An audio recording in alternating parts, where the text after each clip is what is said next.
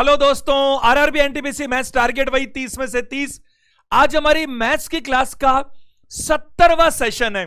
लगातार 70 दिन से हम लोग मैथमेटिक्स पढ़ रहे हैं और ये सेशन आज का बहुत बहुत इंपॉर्टेंट है। आप जरा देखिए, 25 सबसे इंपॉर्टेंट क्वेश्चंस ज्योमेट्री के हम लोग करने वाले हैं। आज ये ज्योमेट्री का 9वां सेशन है। 8 सेशंस में मैं बहुत कुछ करा चुका हूं और आज मैं बात करूंगा ऐसे मोस्ट एक्सपेक्टेड 25 क्वेश्चंस जो ज्यादातर वो हैं जो आपके एग्जाम्स में लगातार आ रहे हैं, यानी कि पैटर्न। देखिए, आज चूंकि 70 दिन कंप्लीट हो रहे हैं, मैं आपको 2 अनाउंसमेंट कर रहा हूं जो आपके लिए, आपके रेलवे के एग्जाम के लिए बहुत ज्यादा फायदेमंद साबित होगा। पहला, स्टूडेंट्स की बहुत ज्यादा डिमांड है, मैं लगातार कमेंट्स देख रहा हूं कि वो चाहते हैं कि मिक्स्ड क्वेश्चंस की सीरीज आए। तो ध्यान दीजिएगा, आने वाला कमिंग वेडनेसडे 16 तारीख से आपको लगातार क्या मिलने वाले। अब हम बात करेंगे मिक्स्ड क्वेश्चंस मैथ्स के, यानी कि 30 क्वेश्चंस का पूरा सेट। और ऐसा लगेगा आपको जैसे बिल्कुल इसी पैटर्न पर मोस्ट एक्सपेक्टेड पेपर क्या होना चाहिए मैथ्स का, इसी तरह से रीजनिंग का।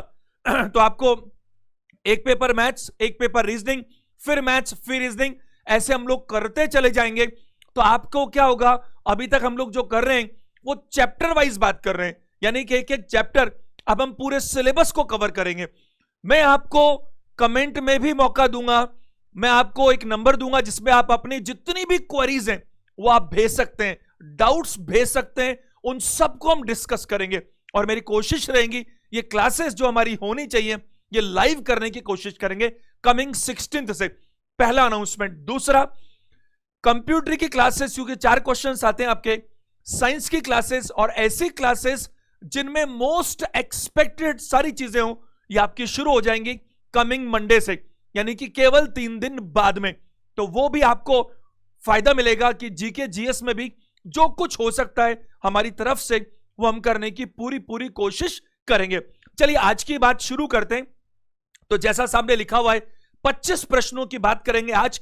तो ये सामने आपके प्रश्न संख्या 41 है। ध्यान दीजिएगा सभी लोग, 40 प्रश्न मैं पहले से करा चुका हूं। मैं एक लाइन बोलने के लिए मजबूर हूं कि अगर आपने ज्योमेट्री के 8 सेशंस नहीं पढ़े, बल्कि ज्योमेट्री के 8 ही नहीं बल्कि मेंसुरेशन के भी मैंने 8 सेशंस लिए। आप देखिए, मैंने आपसे वादा किया था 60 दिनों में कोर्स पूरा होने का, लेकिन क्लासेस देखो लगभग घंटा भर रोज चल रही है, लेकिन अच्छे से कराने में टाइम ज्यादा लग रहा है। तो कोई बात नहीं, और मैं आपको क्या कह रहा हूं, अब हमारा पूरा फोकस उस पर रहेगा, क्योंकि हम इंडिविजुअल चैप्टर्स में बहुत बड़ा काम नहीं कर सकते। एक एक चैप्टर से एक एक 2-2 क्वेश्चन आता है, जबकि मिक्स्ड हम लेकर चलेंगे, पूरा सेट लेकर चलेंगे, तो आपका कॉन्फिडेंस ज्यादा बढ़ेगा। और मैं आपको गारंटी दे रहा हूं, अगर 29 में से अगर आपको ऐसा लग रहा है कि लगभग आपसे हो रहे हैं, क्योंकि हर तरह का लेवल होगा बिल्कुल वैसा जैसे आपके एग्जाम में आना चाहिए। 41वां प्रश्न देखिए क्या बोल रहा है। अगर आपकी अच्छी पकड़ है, अगर आपके कॉन्सेप्ट क्लियर है, और मैं आपको यही आपको सलाह दूंगा, बार बार इसको रिवाइज करें। और ये जो मैं कह रहा हूं बुधवार से ये जो 30 क्वेश्चंस के सेट्स की सीरीज लाने के लिए मैथ्स और रीजनिंग की, उससे पहले मैं मंडे को या संडे को आपको एक 15-20 मिनट का एक वीडियो बनाकर दूंगा, जिसमें अपन बात करेंगे कि इन सबको आपको कैसे फॉलो करना है, ताकि अब इस बिल्कुल जो हमारे पास कम समय बचा है इसमें अधिकतम फायदा मिलना चाहिए।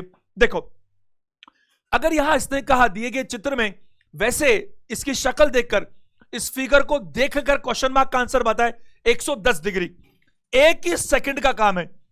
ये सारे जो प्रश्न आज मैं ले रहा हूं 25 के 25 सारे आपके एग्जाम में आए हुए क्वेश्चन हैं, और उनमें से छांट कर ले रहा हूं जो रिपीटेटिवली आ रहे हैं, यानी कि जो पैटर्न सबसे ज्यादा पूछा जा रहा है। और ये मैं गारंटी से कह सकता हूं, पूरी गारंटी से, कि आज की क्लास में से आपके ज्योमेट्री में एक क्वेश्चन तो पक्का आएगा, और जो 40 क्वेश्चंस मैं करा चुका हूं इससे पहले उसमें से भी आएगा। और ये 40 पहले हो गए, आज 25 होंगे, इन 65 से बाहर जाने वाला बिल्कुल नहीं है। अब मेहनत तो आपको करनी पड़ेगी। देखो, अगर हम यहां बात करें एबीसी उसने 70 डिग्री बोला और एडीसी उसने पूछा है। ये जो आपके सामने दिख रहा है, मैं आपसे जरा सी बात कर लेता हूं। अगर मैं आपको कहूं तो ये क्या है बताइए? साइक्लिक क्वाड्रिलेटरल, यानी क्या बोलते हैं इसको, चक्रीय, चक्रीय चतुर्भुज बोलते हैं इसको। और मेरी बात ध्यान से समझ लीजिएगा, चक्रीय चतुर्भुज हम क्या देखें, क्या होता है चक्रीय चतुर्भुज, मेरे को कोऑपरेट करें थोड़ा सा, मैं लिखना कम चाहता हूं, आप पॉज कर करके लिख लीजिएगा ताकि लिखने का समय बचाया जा सके। चक्रीय चतुर्भुज क्या, एक ऐसा चतुर्भुज, एक ऐसा क्वाड्रिलेटरल जिसके चारों वर्टेक्स, जिसके चारों वर्टेक्स क्या हो, किसी सर्कल की परिधि को टच करते हो। मैंने क्या कहा, सर्कल होना चाहिए, ये सर्कल रहा, इसकी परिधि सर्कमफ्रेंसेस वो दिख रही है, ये चारों vertex A B C D इसकी परिधि को टच कर रहे हैं। तो मैंने आपको क्या कहा, पहली बात सर्कल हो, चारों वर्टेक्स और परिधि को क्या करें, टच करें, इसको क्या बोलते हैं हम लोग, साइक्लिक क्वाड्रिलेटरल, यानी कि चक्रीय चतुर्भुज। और इसकी एक ही प्रॉपर्टी है, होने को तो बहुत कुछ है, बट हम यहां पर बात करें मेनली जो फिगर दिख रहा है, क्योंकि मैं भी क्वेश्चन से बहुत ज्यादा बाहर नहीं जाऊंगा, इसके आसपास ही चलूंगा। तो मैं बात करूं, इसमें हमेशा क्या होता है, अपोजिट एंगल्स का सम हमेशा कितना होता है, 180 डिग्री। तो इसकी जो मेन बात है वो क्या है बताइए, जो अपोजिट एंगल्स हैं उनका जो सम है वो हमेशा कितना होगा, 180 डिग्री। आपको ये दिया है और ये आपसे पूछा है, इसमें अपोजिट एंगल क्या है, डी और बी। तो मैं यहां से इतना सा आपके रिकॉर्ड के लिए कहना चाहता हूं, ये डी और बी मिलकर के हमेशा क्या होगा, 180 डिग्री होगा। और इसमें से ये जो ए बी सी में बी पता है मेरे को, ये कितना है, 70 है। अगर ये 70 है तो ये कितना बच गया, 180 में से 70 घटा दीजिएगा, 110 डिग्री आएगा। तो मैंने आपसे क्या कहा, साइक्लिक क्वाड्रिलेटरल यानी चक्रीय चतुर्भुज, वो जो क्या हो, ऐसा चतुर्भुज जिसके चारों वर्टेक्स किसी वृत्त की परिधि को टच करें, आमने सामने वाले जो एंगल्स हैं उनका सम 180 डिग्री होगा। प्रश्न संख्या 42 देखिएगा, सभी लोग जरा ध्यान से मेरी बात को समझिए। यहां पर मैं आपसे ये रिक्वेस्ट करना चाहता हूं, आई रिक्वेस्ट यू कि जरा सी टेंजेंट की बात करते हैं। टेंजेंट क्या होता है, टेंजेंट को हिंदी में कहते हैं स्पर्श रेखा। क्या कहते हैं, स्पर्श रेखा। अगर मैं बात करूं आपको कि जो आपका सर्कल है, सर्कल के किसी भी बिंदु को टच करके बिल्कुल उसके बॉर्डर से कोई रेखा निकल जाए तो वो क्या कहलाती है, टेंजेंट कहलाती है। और किसी एक पर्टिकुलर पॉइंट से, किसी पर्टिकुलर बिंदु से अधिकतम आप कितने टेंजेंट बना सकते हैं, 2 बना सकते हैं। और इन 2 को लेकर अनेकों प्रॉपर्टीज इसमें बनती है। तो जरा बोर्ड पे देखिएगा एक बार ध्यान से, मैं प्रयास करूंगा, मैंने क्या किया इन 25 प्रश्नों में, आज का ये सेशन ज्योमेट्री का सबसे इंपॉर्टेंट सेशन है। आप देख लेना, इसी में से क्वेश्चंस उठकर आने वाले, मैं बता रहा हूं। 25 क्वेश्चन छांटने में बहुत मेहनत की है, आपको रिपीटेशन कम मिलेगा, वैरायटीज ज्यादा मिलेंगी और ऐसे चीजें मिलेंगी जो आपके एग्जाम में ज्यादा लगातार आ रही हैं, लगातार, यानी कि क्वांटिटी नहीं क्वालिटी की कोशिश है। और मैं क्या कोशिश करूंगा, इनके साथ साथ छोटी छोटी बातें जो भी काम की हैं वो बताता चलूंगा और आप नोट करते हुए चलिएगा। देखो, अगर मैं यहां बात करूं तो ये जो आपको टेंजेंट दिख रहा है, ये देखो, अगर मैं बात करूं पी क्यू और यहां पर क्या दिख रहा है, पी आर। अगर हम बात करें तो वैसे तो यहां पर नाम और होना चाहिए, जैसे मैं लिख देता हूं ए बी, तो ये पी ए और पी बी मैंने लिख दिया। ये यहां पर जो क्यू आपको पॉइंट दिख रहा है, इस पी से ये पॉइंट से चली टेंजेंट और क्यू पर टच कर रही है। किसको टच कर रही है, सर्कल की परिधि को, सर्कल की सर्कमफ्रेंसेस को। और इसे मैं कहूंगा ये टेंजेंट 1 है, ये टेंजेंट 2 है। अच्छा, सवाल क्या है वो देखो जरा, नीचे दिए गए चित्र में Q angle Q S R, इसको इसकी जरूरत है। देखो, इसको इसका मालूम करना है कि ये कितना होना चाहिए। मैं आपको बताना चाहूंगा, अगर हम बात करें, बहुत ही स्पष्ट है, बहुत ज्यादा स्पष्ट है कि यहां पर ये जो आपको दिखेगा ये 65 डिग्री है। कितना है बताओ, 65, 65। 2-3 सेकंड का टाइम लगेगा। अब मैं आपको बताता हूं, ध्यान से मैं 2-3 बातें बताऊंगा बहुत इंपॉर्टेंट, उसके बाद आपको इस तरह के प्रश्नों में दिक्कत नहीं आएगी। पहली बात ध्यान से सुनिएगा। देखो, किसी भी चाप द्वारा, किसी भी आर्क द्वारा, आप कोड भी कह सकते हैं क्योंकि लगभग बात सेम निकलती है, लेकिन प्रॉपर्टी मेन आर्क से बनती है। किसी भी आर्क द्वारा जो सेंटर पर एंगल बनता है, और पिछले सेशंस देखो ना, मैंने आपको कई सारी बातें बारीकी से बता रखी हैं, स्पेशली 4 सेंटर्स को लेकर मैंने करीब 2 सेशन लिए। तो मैंने कहा कि सेंटर पर जो भी एंगल बनता है वो हमेशा उसी आर्क द्वारा उस सर्कल की जो परिधि कहीं पर भी आप बना लीजिए, उस एंगल से हमेशा डबल होता है। कहां डबल होता है? सेंटर पर। क्यों होता है ये मैंने बता रखा है सेशंस में, पुराने सेशंस में। इधर देखो, अगर मैं यहां बात करूं, 3-4 बातें मैं बताऊंगा और तीनों चारों बहुत इंपॉर्टेंट होगी। देखो, पहली बात, अगर मैं यहां बात करूं तो ये सेंटर है, और ये जो आपको OQ दिख रहा है, ये OQ क्या है? एक बात बताइए मेरे को, ये OQ क्या रेडियस नहीं है? क्या OQ रेडियस नहीं है? बिल्कुल रेडियस है। तो मैं आपको बताना चाहता हूं, ध्यान से मेरी बात को सुन लीजिए और फिर आप अपनी कॉपीज में नोट कर लीजिए। किसी भी वृत्त के सेंटर से अगर आप टेंजेंट को मिलाते हैं या टेंजेंट से परपेंडिकुलर डालते हैं यहां पर, तो यह हमेशा 90 डिग्री होगा। यह हमेशा कितना होगा? 90 डिग्री होगा। या आप यह कह लीजिए कि जो स्मॉलेस्ट लाइन है, जो सेंटर से कहां मिला रही है, बताइए, आपको टेंजेंट को मिला रही है, वो हमेशा रेडियस होगी। दूसरे तरह से कह सकते हो, आप यह भी कह सकते हो कि एक टेंजेंट यहां पर दिख रहा है आपको और रेडियस यहां दिख रहा है। दूसरे एंगल से कह सकते हो इसी बात को, सेम बात है, क्योंकि कैसी भाषा में एग्जाम में आ जाए, जैसा भी आ जाए, रिजल्ट एक जैसा है। किसी टेंजेंट और क्या रेडियस, ये रहा, इसके बीच में जो कोण बनता है वो हमेशा 90 डिग्री का बनता है। क्या बनता है? 90 डिग्री बनता है। और आप देखो, आप इन सेंटर में मैंने आपको पढ़ाया था, क्या पढ़ाया था? सेंटर से अगर हम नीचे परपेंडिकुलर डालते हैं वो हमेशा कितना होता है? 90 डिग्री। और वही क्या होती है? वही लेंथ, वो आपकी डिस्टेंस बराबर होती है, स्मॉल आर। इधर देखो, क्या ये 90 डिग्री है? बिल्कुल है। तो सेम इसी तरह से ये भी 90 डिग्री है। 90 डिग्री है कि नहीं? और मैं आपको ये स्पष्ट बताना चाहता हूं, PQOR, PQOR ये क्या है? ये एक क्वाड्रिलेटरल है। कौन सा? साइक्लिक क्वाड्रिलेटरल है। और ये मैं आपको बताना चाहता हूं कि ज्यादातर लोगों को लगता है कि यहां पर सर्कल तो दिख ही नहीं रहा, जबकि साइक्लिक क्वाड्रिलेटरल की ये मैंने बात बताई आपको कि उसके चारों वर्टेक्स किसको टच करने चाहिए? सर्कल के सर्कमफ्रेंसेस को। अब मैं बताऊं आपको, ये एक स्पेशल केस है, हम डिटेल में जाएंगे तो 1 घंटा लग जाएगा इसी क्वेश्चन में, वो अभी मैं नहीं कर सकता। यहां पर आप चाहें तो बाहर एक सर्कल बना सकते हैं, आपको वो सारी प्रॉपर्टीज मिलेंगी। तो पहली चीज, ये 90 डिग्री है, ये 90 डिग्री है। मैंने ये क्यों बोला कि साइक्लिक क्वाड्रिलेटरल है? क्योंकि साइक्लिक क्वाड्रिलेटरल को बोले बिना आगे हम जा नहीं सकते। अगर ये साइक्लिक क्वाड्रिलेटरल है, तो मैंने अभी थोड़ी देर पहले आपको क्या बताया था कि एक चक्रीय चतुर्भुज में क्या होता है? अपोजिट एंगल्स का सम हमेशा कितना होता है? 180 डिग्री। तो मुझे बताइए, PQOR, इसमें ये 90, ये 90, ये दोनों 90 हो गए। अच्छा, ये दोनों 90 है तो ये दोनों भी 90 होने चाहिए। अब P और O मिलकर के 90 होने चाहिए।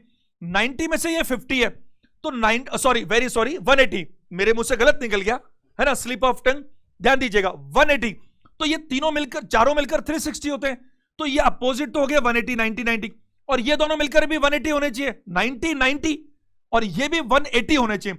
180 में से 50 तो ये चला गया, इसका मतलब ये 130 डिग्री होना चाहिए। ये 130 डिग्री होना चाहिए कि नहीं होना चाहिए?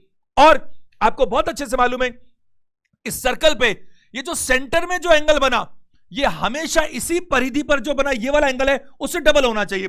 यानी ये 130 है तो फिर ये कितना होना चाहिए? 65 होना चाहिए। क्या मेरी बात को समझ पा रहे हैं? बारीकियां हम अभी नहीं डिस्कस कर सकते, हम क्वेश्चंस को डिस्कस कर रहे हैं। तो आंसर क्या दीजिएगा? 65 डिग्री।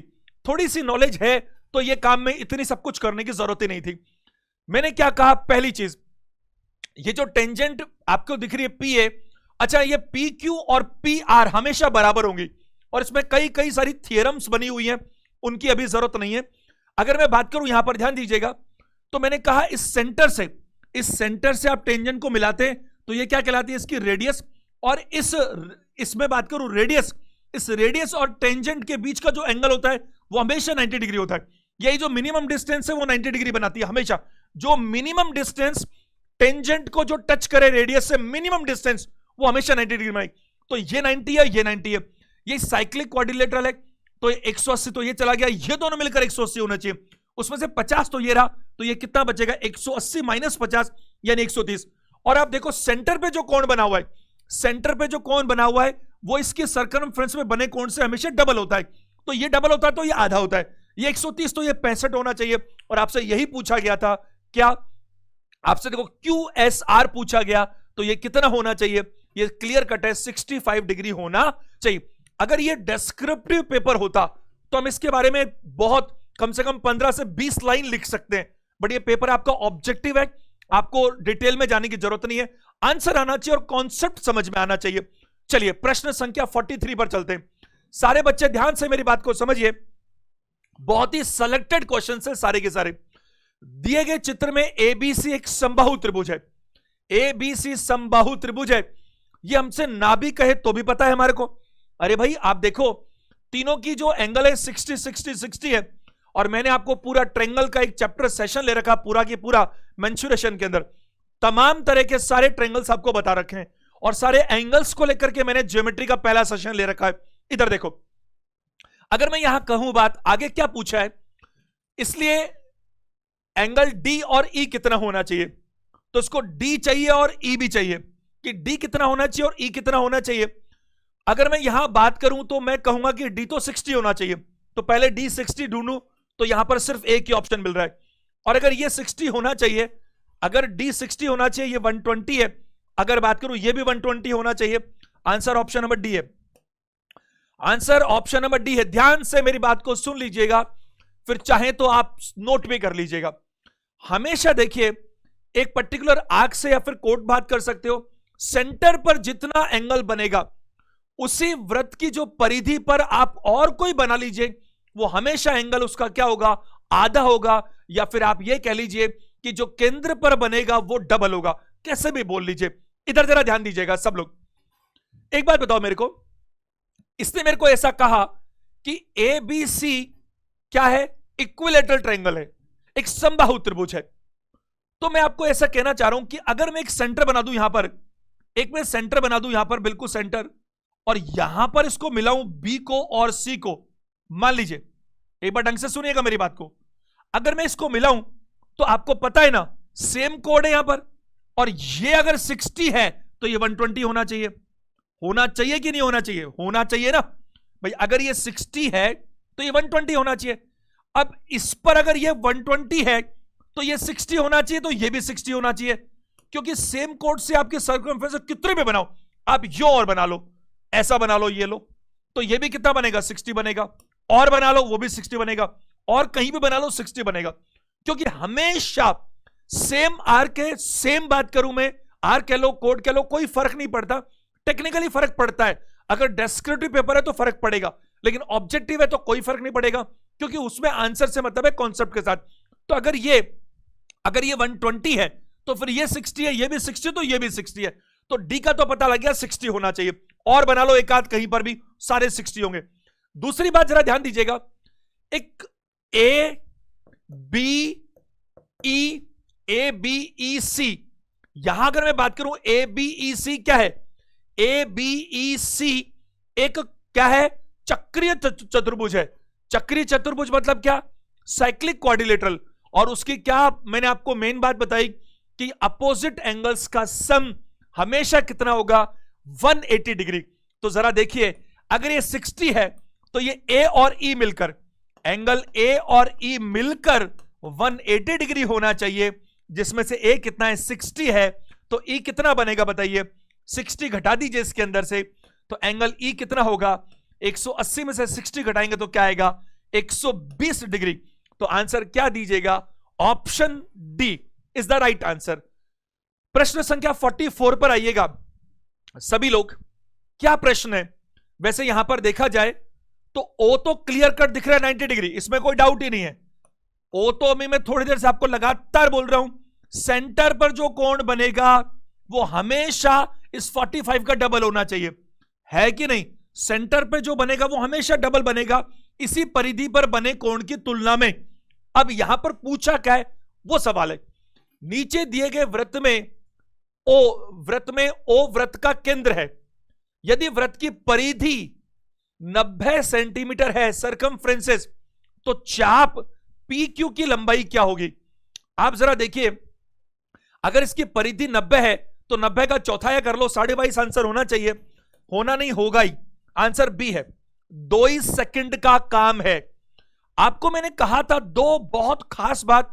अब ये बात मैंने ज्योमेट्री में नहीं सिखाई आपको, ये बात मैंने आपको मेंसुरेशन में सिखाई थी। अब 1 मिनट में ध्यान दीजिएगा मेरे साथ बोर्ड पर। अगर मैं बात करूं यहां पर, ये अगर O है और मैं ये बात करूं AB, तो मैंने कहा था कि ये जो OAB है, ये OAB क्या कहलाता है? सेक्टर कहलाता है। क्या कहलाता है? सेक्टर कहलाता है। और इसे हिंदी में क्या कहते हैं? त्रिज्याखंड। सिर्फ 1 मिनट बात करूंगा इस बारे में, सिर्फ 1 मिनट। त्रिज्याखंड, अगर मुझे इस त्रिज्याखंड के बारे में पूछा जाए तो मैं क्या करूं बताइए? ये इस एरिया का ही तो पार्ट है, इस एरिया का तो पार्ट है। तो मैं क्या करूंगा, जो भी एरिया है वो एरिया कितना होता है? पाई आर स्क्वायर। एरिया कितना होता है? पाई आर स्क्वायर। और ये पूरा कितना है? 360 डिग्री। और ये जितना भी है 60, 70, 80, 90 जो भी है, उससे मैं मल्टीप्लाई कर दूंगा।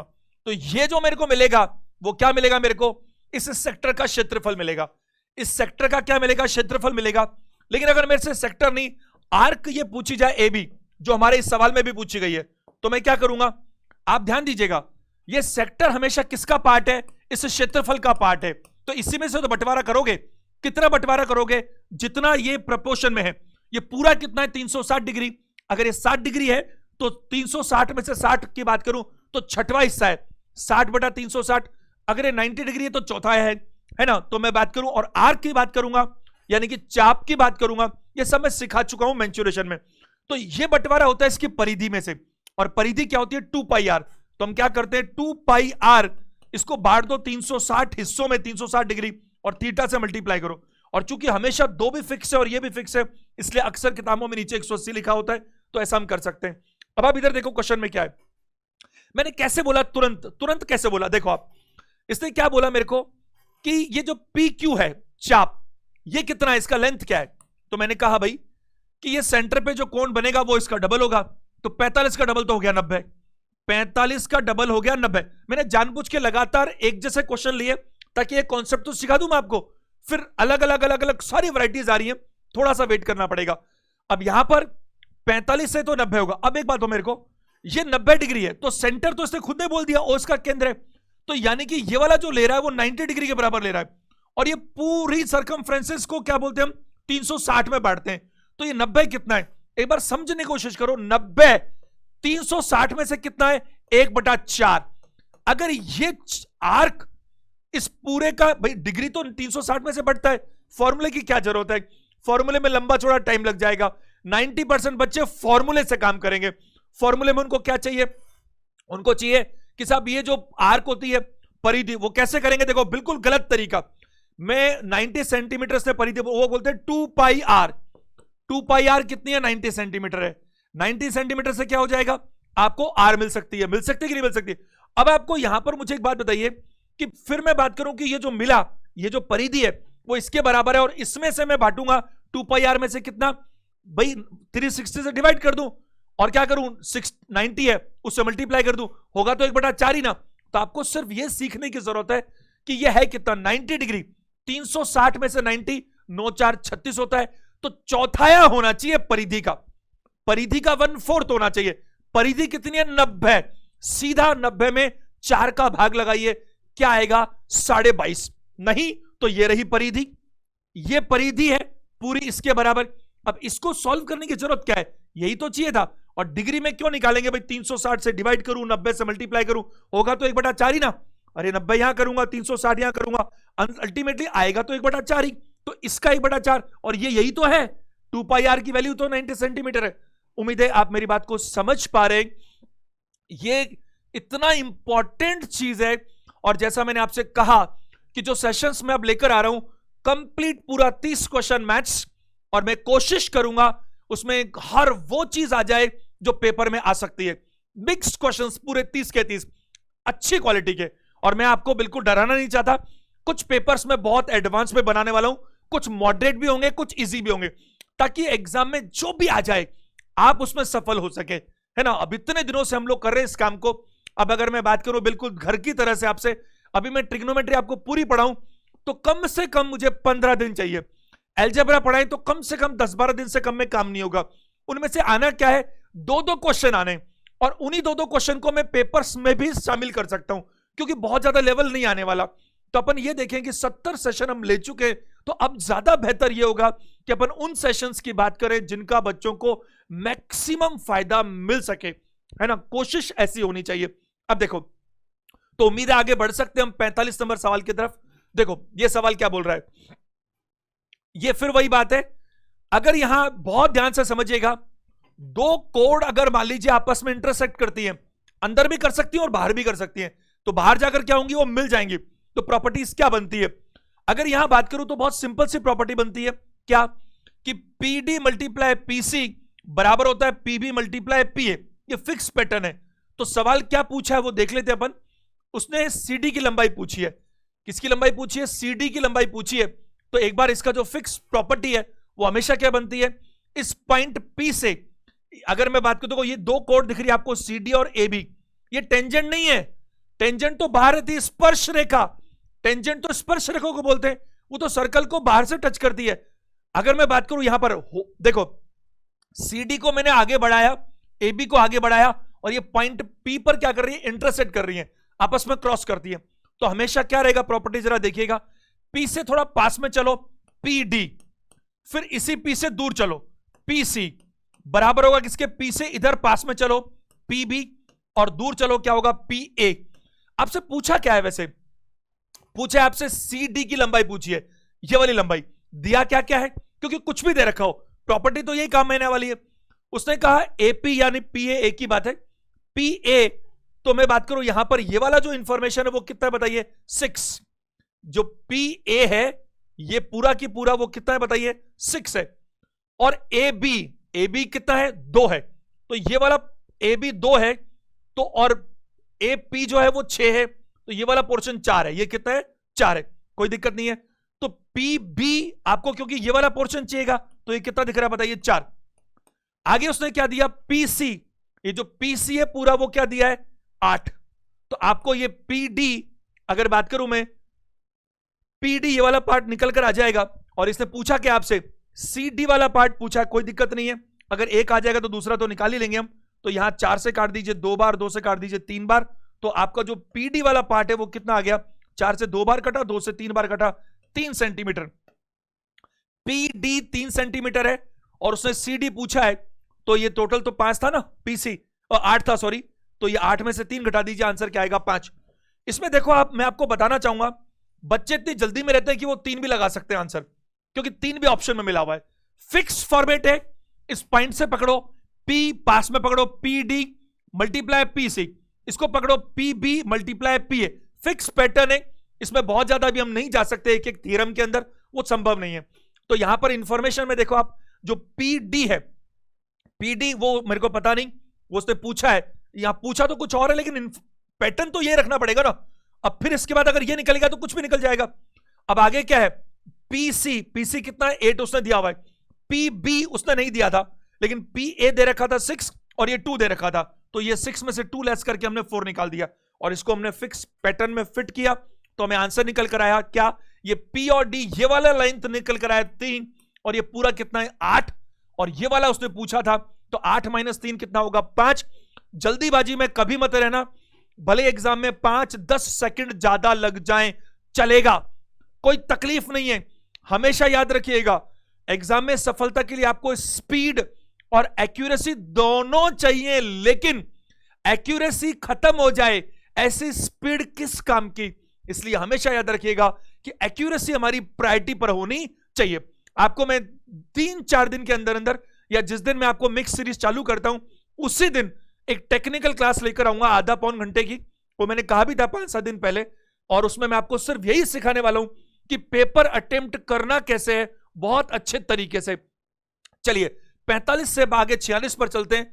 अब कुछ बच्चों को लगेगा सर आपने कहा था 25 क्वेश्चन, अभी तो 5 हुए और लगभग आधा घंटा होने वाला है। कोई बात नहीं, एग्जाम तो आपको इसी साल पास करना है, यही वाला टाइम लगेगा, लग जाएगा, और आगे जब चीजें थोड़ा कॉन्सेप्ट हम क्लियर करते चलेंगे तो हर तरह के क्वेश्चन है, किसी में देखते हो जाएगा, समझाने में टाइम लगता है थोड़ा बहुत। तो इधर देखो, इसने कहा वृत्त में केंद्र ओ पर बना, ए ओ बी 90 डिग्री है। मेरे को कुछ कहने की जरूरत नहीं, ये 90 है तो ये 45 होना चाहिए। अब सवाल क्या पूछा, ये सॉरी वेरी सॉरी, ये है ना, तो यहीं पर बनाऊं तो ये वाला 45 हो रहा है। पूछा क्या है, ए पी बी, क्योंकि पूछने के लिए और कुछ बचा नहीं, तो मैं बात करूं ए पी बी कितना होगा, 90 का आधा करो 45, ऑप्शन नंबर बी। सारे बच्चे ध्यान दीजिएगा, देखो ये केंद्र पर जो बना वो कितना है, 90। अगर केंद्र पर जो 90 बना तो सेम कोड से आप क्या कीजिए, सेम आप इस जो वृत्त है उसकी परिधि पर कहीं भी बना लीजिए। जैसे देखो, अगर मैं यहां पे टच करके बनाऊं तो ये भी 45 बनेगा, अगर मान लीजिए मैं यहां पे टच करके बनाऊं तो ये भी 45 बनेगा। मेरी बात समझ पा रहे हैं? अगर मैं यहां जाकर बनाऊं तो भी 45 बनेगा। सारे आधे बनेंगे, क्योंकि जो केंद्र में बनता है वो हमेशा डबल होता है, ये मैं कई बार बता चुका। तो देखते ही आंसर आना चाहिए, बी ऑप्शन बनेगा। 47वां प्रश्न देखो, ये आपके एनटीपीसी में एग्जाम का नाम नहीं ले रहा, भूल गया, बीच में बताना, वरना बीच बीच में मैं नाम का भी लेता रहता हूं कि कौन से एग्जाम में क्या पूछ रहा है। यह एनटीपीसी का पेपर है आपका 2016 वाला। एक त्रिभुज पी क्यू आर की भुजा, पी क्यू आर की भुजा के मध्य बिंदु DEF के रूप में चिन्हित है। यदि त्रिभुज का परिमाप 480 मीटर है तो त्रिभुज DEF जो मिड पॉइंट है उनका परिमाप क्या होगा, आधा कर लो, 240 आंसर है, ऑप्शन नंबर बी। आपने कहा सर ये तो 2 ही सेकंड में हो जाएगा, समझने की बात है केवल, ध्यान दीजिएगा, क्योंकि उसने मिड पॉइंट कह दिया मेरे को, इसलिए मैं कह सकता हूं। बोर्ड पे सब लोग ध्यान दीजिए, अटेंशन दीजिए। देखो ये त्रिभुज है PQR, एक त्रिभुज PQR की भुजा के मध्य बिंदु, जो मध्य बिंदु है DEF, mid points of the sides of a triangle PQR are marked as DEF। तो ये जो है ना मध्य बिंदु वो D है।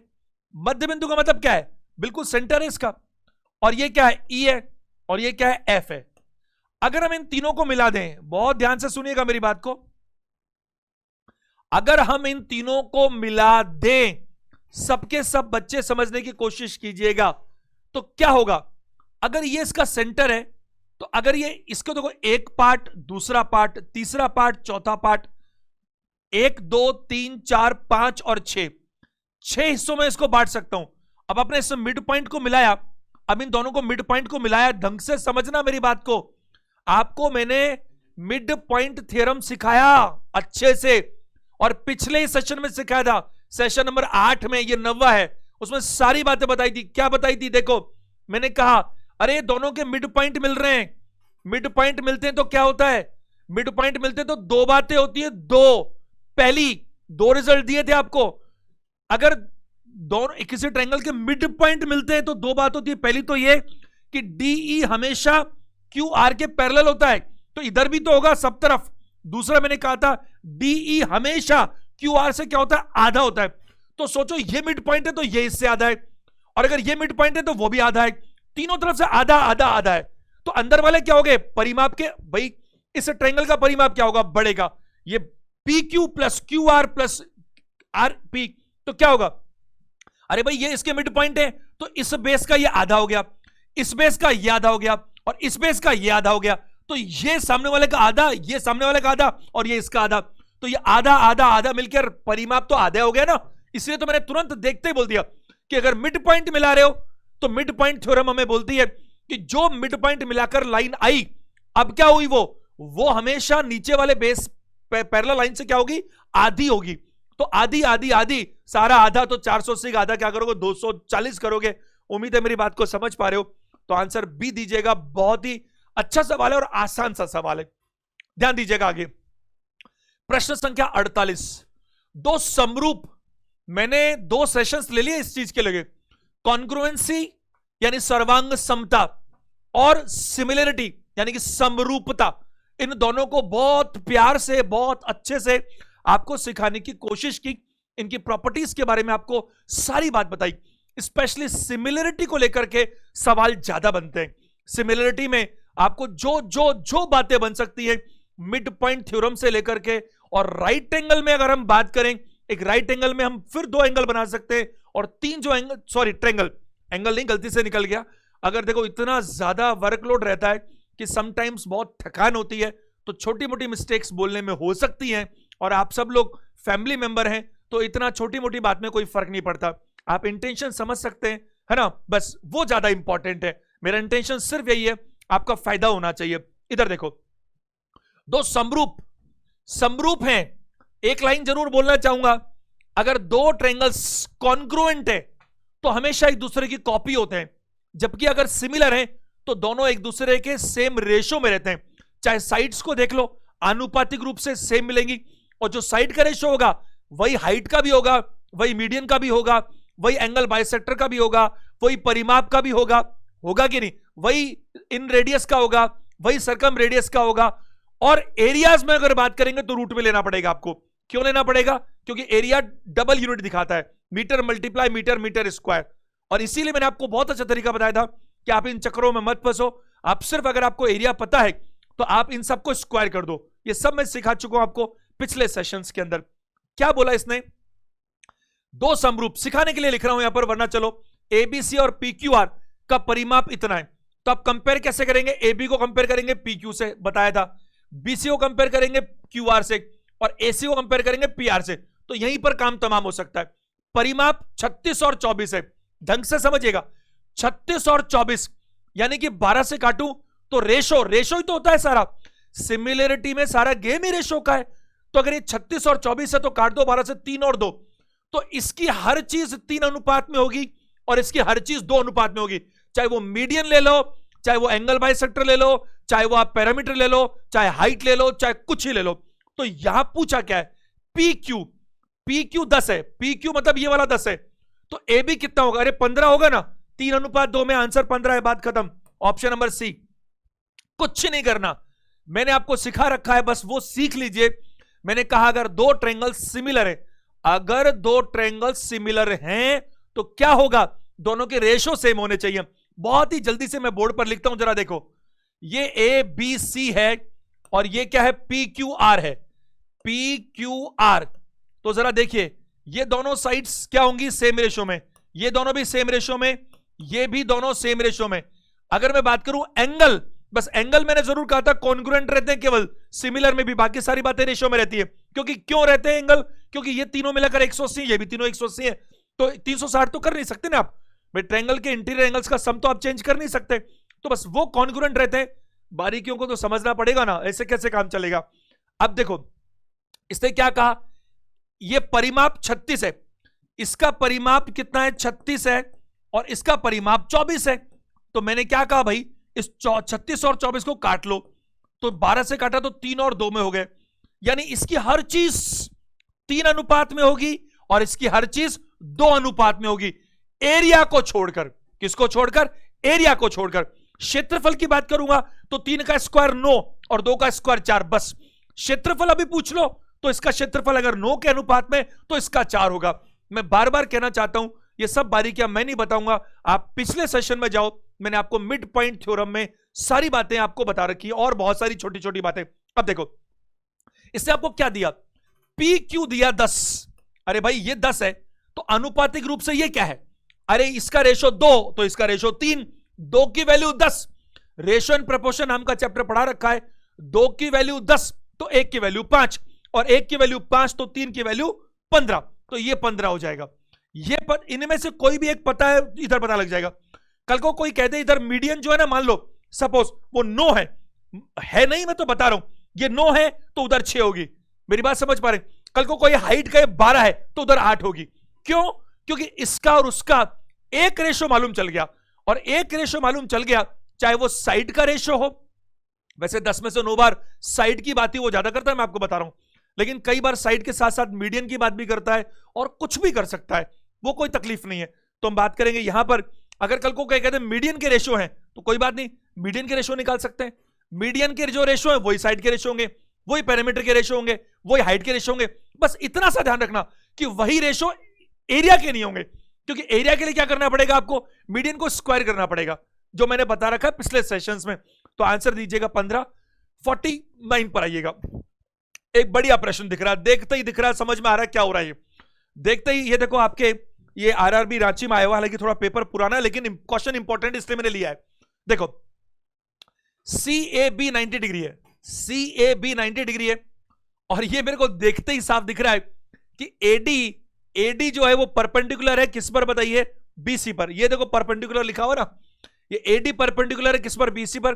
और परपेंडिकुलर का मतलब क्या होता है, ये 90 डिग्री है। ये क्या है भाई, ये 90 डिग्री है, ये तो मतलब होता है इसका।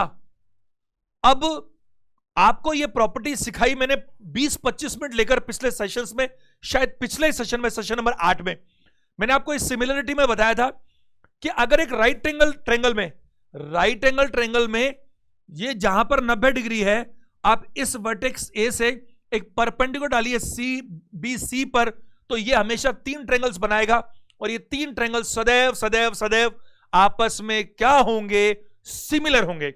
ये मैंने प्रूफ कर रखा है पिछले वाले सेशन में। देखो अगर यहां बात करूं उसने क्या क्या इंफॉर्मेशन दी है, पहले वो देख लेते हैं क्या पूछा है। अपन सारे कहानी पर क्यों जाए, अपन उस पर दिमाग लगाते जो पूछा है। अच्छा, AC उसने दिया, ये रहा AC, कितना दिया भाई, 100 सेंटीमीटर, ठीक है। AB दिया उसने 100 सेंटीमीटर, वो भी ठीक है। CB, पूरा CB भी दे रखा है, कितना, 125 सेंटीमीटर, वो भी ठीक है। तो CD की लंबाई आधा कर लो, उसका 62.5 आंसर है B। बस इतना ही टाइम लगेगा आपको। अब मैं आपको समझाऊं, मेरे बात ध्यान से सुन लीजिएगा पूरा पूरा।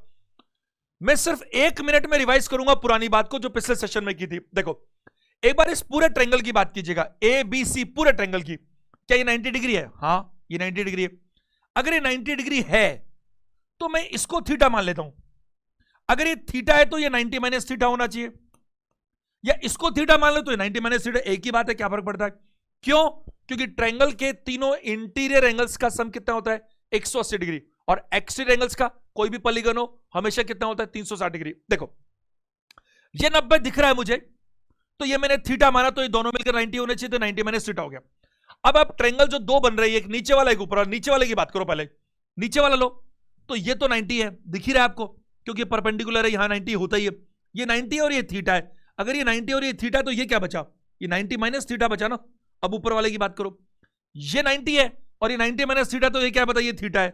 आप जरा ढंग से देखो तो सही, इन दोनों ट्रायंगल्स में तीनों एंगल्स बराबर है। इन दोनों ट्रायंगल्स जो अंदर बन रहे हैं उनमें तीनों एंगल बराबर हैं। एक एंगल 90 है, एक थीटा थीटा है, एक 90 माइनस थीटा 90 माइनस थीटा है, तीनों बराबर है। अगर ये तीनों बराबर है और वही तीनों इस बाहर वाले एंगल में भी, ट्रायंगल में, तो तीनों की तीनों ट्रायंगल्स कैसे होते हैं, सिमिलर होते हैं। ये मैं आपको पहले से सिखा चुका हूं। यहां मैं कहूंगा ABC सिमिलर है किसके बताइए, ABD के, और ये सिमिलर है किसके बताइए, ADC के। और ये सिमिलर हैं तो आप एक बात बताओ मेरे को, अगर सिमिलर होंगे तो क्या होगा, सिमिलर होंगे तो सब चीजें समान अनुपात में होंगी। सिमिलरिटी में ऐसा ही होता है, जबकि कॉन्ग्रुएंसी में तो कॉपी हो जाती। अब एक बात मेरे को, एक बात बताइए मेरे को, ये 100 है, ये भी 100 है, बताइए। अगर मैं इन दोनों ट्रायंगल्स की बात करूं, छोटे छोटों की, ये 100 है, ये भी 100 है। अच्छा, इन दोनों में ये बेस कॉमन है, तो ये दोनों का ये भी सेम हो गया। बताइए हो गया कि नहीं हो गया भाई, ये सेम है, ये भी सेम है, क्योंकि ये तो दोनों में कॉमन है। तो अगर ये दोनों सेम है और ये सिमिलर है, तो ये भी सेम रेशो में होना चाहिए। अब रेशो क्या करेंगे, रेशो क्या है जरा देखो, 100 और 100 तो बराबर ही तो हो गया, 1:1। और ये क्या है, ये भी बराबर ही हो गया, तो ये भी बराबर होना चाहिए। तो यानी कि इनमें CD जितना है उतना ही BD भी होना चाहिए। ये मिलाकर कितना, 125, बराबर बांट दो उनको। अगर ये 30 होता और ये 60 होता, तो फिर मैं 1:2 में बांटता, तो फिर यहां भी मैं ऐसा करता। क्योंकि याद रखना, मैं इनको आधा आधा यूं ही नहीं कर रहा हूं, मैं सिमिलरिटी के नियम से कर रहा हूं।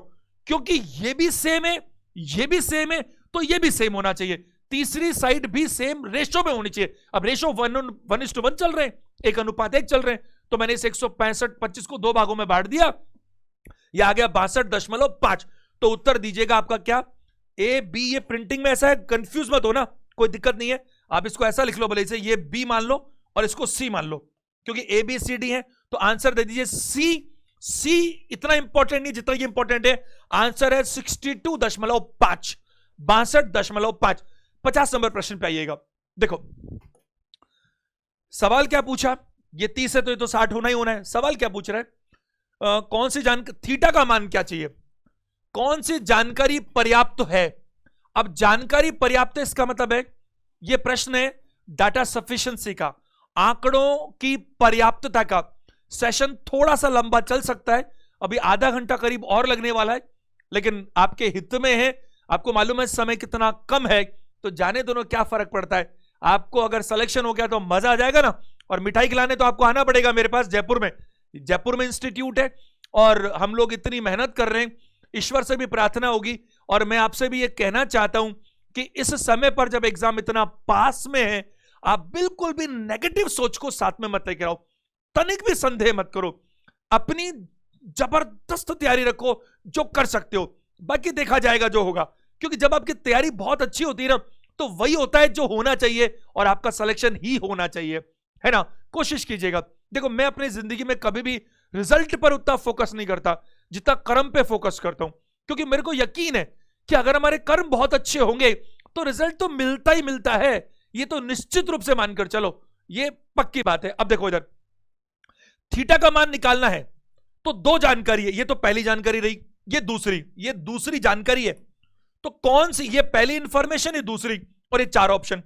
तो क्या पहली जानकारी इस ऑप्शन में? हाँ बिल्कुल। अरे सेंटर तो डबल होगा ना, कितनी बार तो बता दिया आज में ही, तो इससे ही मुझे पता लग रहा है। दूसरी, अरे इससे मुझे थीटा का मान पता ही नहीं चल रहा, क्योंकि 0 से ज्यादा तो 5 भी होता है, और 90 से कम 80 भी होता है। अब 5 बोलूं, 15 बोलूं, 60 बोलूं, 70 बोलूं, कितना मुझे क्या पता। तो इससे मुझे नहीं पता लगता, इससे पता लगता है। तो थीटा का मान निकालने के लिए कौन सी जानकारी पर्याप्त होगी?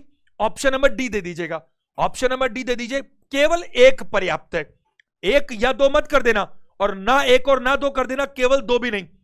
1 और 2 नहीं, दूसरे से आ रहा है, या आइदर तो तब बोलता जब दोनों से आ रहा होता, केवल 2 से तो आता ही नहीं है, तो डी ऑप्शन दीजिएगा, केवल पहला पर्याप्त है।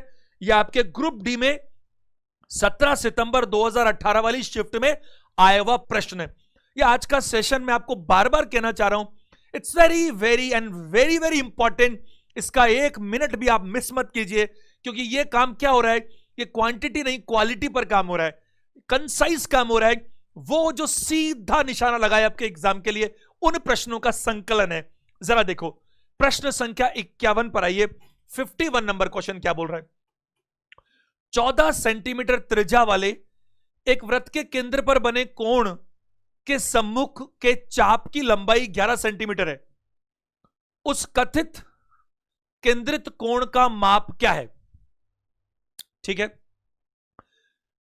ध्यान दीजिएगा सब लोग। अगर हम बात करें, बहुत ही सिंपल प्रॉपर्टी है, क्या?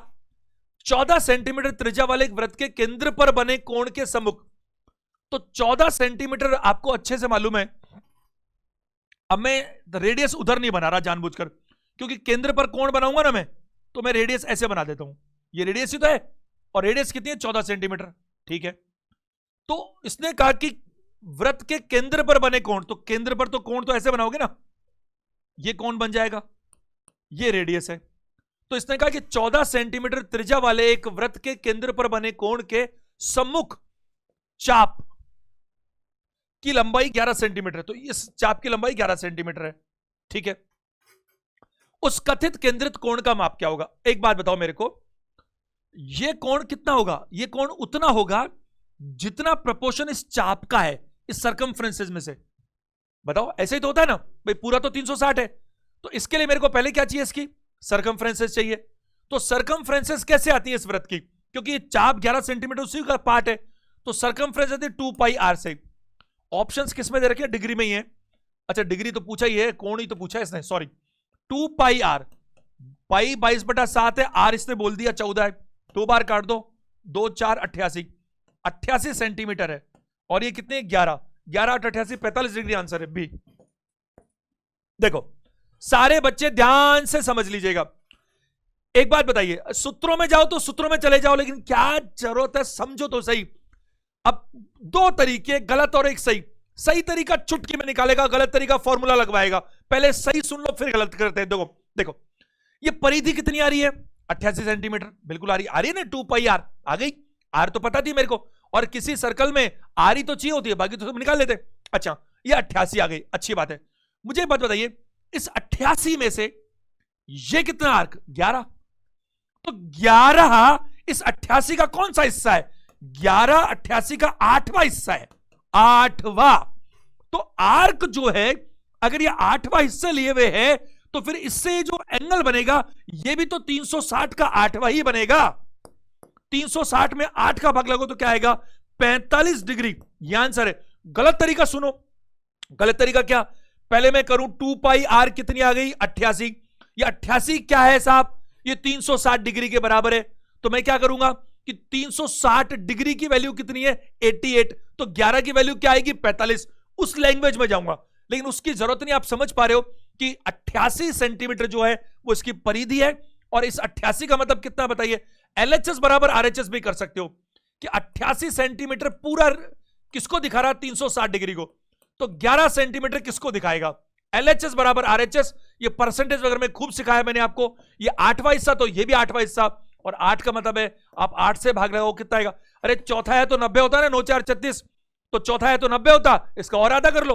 90 तो कितना प्रैक्टिस में होता है सोचो, 1/4 सब जानते। तो आंसर दीजिएगा बी ऑप्शन, 45 डिग्री। प्रश्न संख्या 52 पर आइएगा। एक वृत्त की सबसे बड़ी जीवा का माप 10 सेंटीमीटर है। और सबसे, वैसे आपको पता है ना, सबसे बड़ी जीवा, लार्जेस्ट कोड क्या होती है हमेशा? अरे किसी सर्कल की लार्जेस्ट कोड क्या होती है? जो सेंटर में से गुजरती है, और वो उसकी हमेशा क्या होती है? डायमीटर ही तो होती है हमेशा। जो लार्जेस्ट कोड है वो हमेशा क्या होता है? व्यास। तो वो 10 सेंटीमीटर है। और सबसे छोटी जीवा का माप 4 सेंटीमीटर है। वृत्त की त्रिज्या क्या होगी? आधा कर लो 10 का 5 सेंटीमीटर। कैसे कैसे सवाल पूछते हैं। रेलवे का एनटीपीसी का ही पेपर है आपका, लास्ट टाइम का पेपर है ये, 29 मार्च 2016 वाली शिफ्ट में ये पूछा गया था सवाल। तो आंसर क्या दीजिएगा? 5 सेंटीमीटर। क्यों? अरे भाई ये आपको लार्जेस्ट क्या है? ये लार्जेस्ट क्या है भाई? ये लार्जेस्ट हमारी क्या है? कोड है, जिसे अपन डायमीटर बोलते हैं। अब एक बात और बता देता हूं, ध्यान से सुनो, कि यहां पर ये जो है टोटल ये कितनी है? 10 सेंटीमीटर है। तो फिर ये 5 हो गई ना भाई। तो त्रिज्या पूछी थी उसने, तो त्रिज्या 5 सेंटीमीटर। अच्छा एक बात और, ये एंगल कितना है? 180 डिग्री। बताइए है कि नहीं? अगर ये 180 है तो केंद्रीय तो है। तो अगर कोई आपसे पूछ ले कि ये डायमीटर हमेशा, अगर ये 100, भाई डायमीटर तो 180 बनाएगा ना, आधा बनाएगा। तो फिर इसी सर्कल की जो ये सरकमफ्रेंस है, इस पर ये एंगल कितना होगा? तो याद रखना ये हमेशा 90 होगा। इससे थोड़ा सा मेरे को ध्यान आया तो बात कर लेता हूं। ये हमेशा कितना होगा बताइए? 90 होगा। चाहे आप यूं लो, चाहे यूं लो, चाहे कैसे भी लो, इट विल बी ओनली, क्योंकि हमेशा केंद्र पर बना जो कोण है वो हमेशा परिधि पर बने कोण का क्या होता है? एंगल का डबल होता है। चलिए प्रश्न संख्या 53 पर आइएगा। 53 नंबर क्वेश्चन क्या बोल रहा है? एबीसी एक समकोण त्रिभुज है। समकोण है तो ठीक है, बनाना पड़ेगा, फटाफट बनाते हैं। देखो एबीसी समकोण त्रिभुज है, समकोण तो बनाना पड़ेगा ना मेरे को। देखो ये इसमें क्या बोला आगे? जिसमें ए 90 डिग्री है, तो ये ए रहा। B, A B C, A B कितना है? 6 सेंटीमीटर है। ए सी कितना है? 8 सेंटीमीटर है। 6 8 तो ये 10 हो गया अपने आप ही, 2 चाहे मत दो। पाइथागोरस दिख रही है ना अपन को? रेशो 3 4 5 कई बार समझाया आपको। जिसका एक वृत्त जिसका केंद्र ओ है, त्रिभुज के अंदर निर्मित है। तो एक वृत्त बना है, ये भी मैंने आपको सिखाया था, इन सेंटर, बहुत अच्छे से समझाया है ना, जिसका केंद्र ओ है।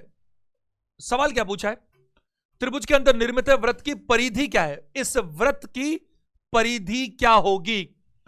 आपको कुछ नहीं चाहिए, वृत्त की परिधि तो जैसे निकलती है वैसे निकलेगी, 2 पाई आर से निकलती है। ऐसा ही तो है ना। अब 2 पाई आर में केवल आर चाहिए, तो हमारा टारगेट सिर्फ और सिर्फ क्या है? इसका आर निकालना, यही तो है।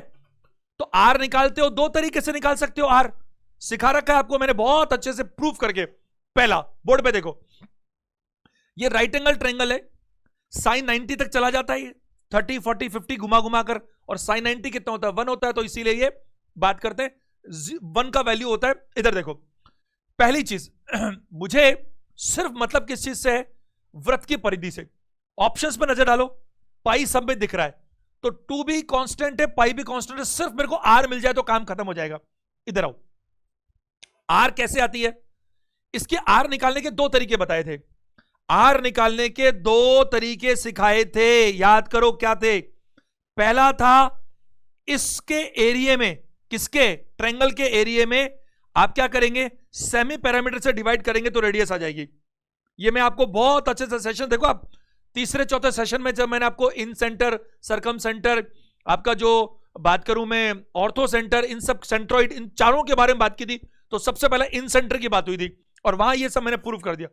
अब दो तरीके, ढंग से सुन लो, ये मेरा कम पसंद वाला तरीका है लेकिन ज्यादातर बच्चे करते हैं तो बताना मेरी ड्यूटी है, वरना कंफ्यूज हो जाएंगे। इसका एरिया कैसा आएगा, एरिया, तो एरिया आता है 1/2, बेस कितना है 6 और हाइट कितनी 8, 3 बार काटो कितना हो गया 24, तो ये हो गया 24 सेंटीमीटर है ना, सेंटीमीटर स्क्वायर।